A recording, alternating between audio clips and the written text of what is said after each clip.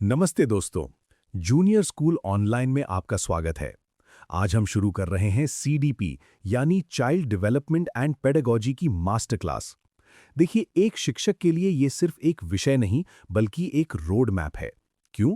क्योंकि जब तक आप ये नहीं समझेंगे कि बच्चा कैसे सोचता है, तब तक आप क्लासरूम नहीं संभाल पाएंगे।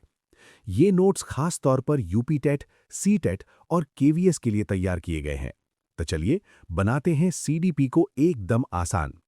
सबसे पहला सवाल, बच्चा कौन है? कानून के हिसाब से देखें तो जन्म से 18 वर्ष तक हर कोई बच्चा है। लेकिन मनोविज्ञान की नज़र से बच्चा एक विकासशील व्यक्तित्व है, डेवलपिंग पर्सनालिटी, जो हर पल सीख रहा है। पुराने जमाने में लोग सोचते थे कि बच्चा सिर्फ एक छोटा इंसान है। नहीं, हकीकत यह है कि बच्चा एक स्वतंत्र और डायनामिक व्यक्तित्व है। याद रखिए, बच्चा कोई खाली बर्तन नहीं है, बल्कि वो डेवलपिंग पर्सनालिटी है। अब आते हैं परिभाषाओं पर, जहां से सीधे सवाल बनते हैं। क्रो एंड क्रो ने कहा था कि 20वीं शताब्दी बालक की शताब्दी है। वैसे ही रॉस ने बाल्यकाल को कहा था मिथ्या परिपक्वता। जब बच्चा बड़ा दिखने की एक्टिंग करे तो समझ जाओ रॉस साहब की बात हो रही है। जेम्स ड्रेवर और हरलॉक की बातें भी हमने यहाँ पॉइंट वाइज लिखी हैं, जो एग्जाम के लिए बहुत जरूरी हैं। दोस्तों, अगर आपको ये आसान एक्सप्लेनेशन पसंद आ रहे हैं तो वीडियो को लाइक जरूर करें और अपने दोस्तों के साथ शेयर करें ताकि सबकी मदद हो सके।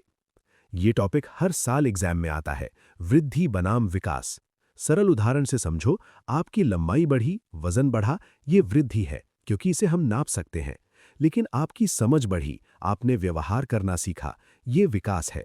याद रखना, वृद्धि एक स्टेज पर रुक जाती है, लेकिन विकास वूम टू टूम यानी मां के गर्भ से शमशान तक चलता रहता है। ये जीवन भर चलने वाली प्रक्रिया है। विकास के कुछ नियम होते हैं। पहला है निरंतरता यानी कंटिन्यूटी, विकास कभी रुकता नहीं।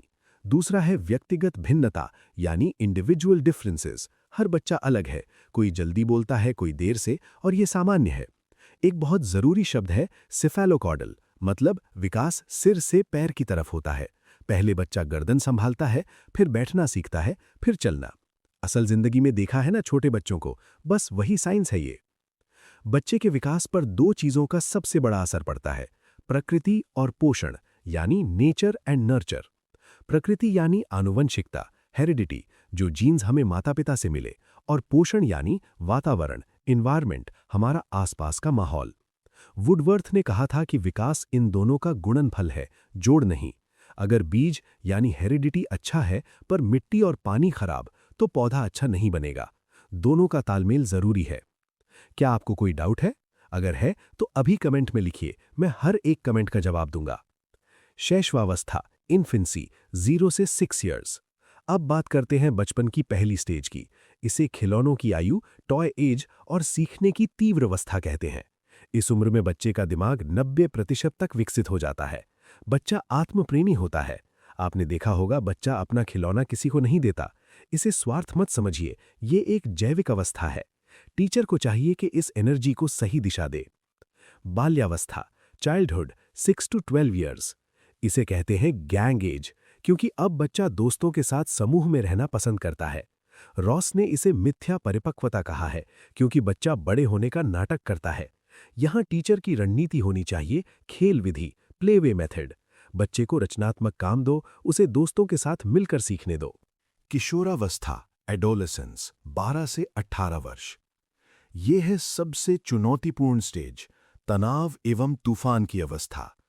स्टैनली हॉल ने 1904 में अपनी किताब एडोलेसेंस में कहा था कि ये संघर्ष और विरोध का काल है।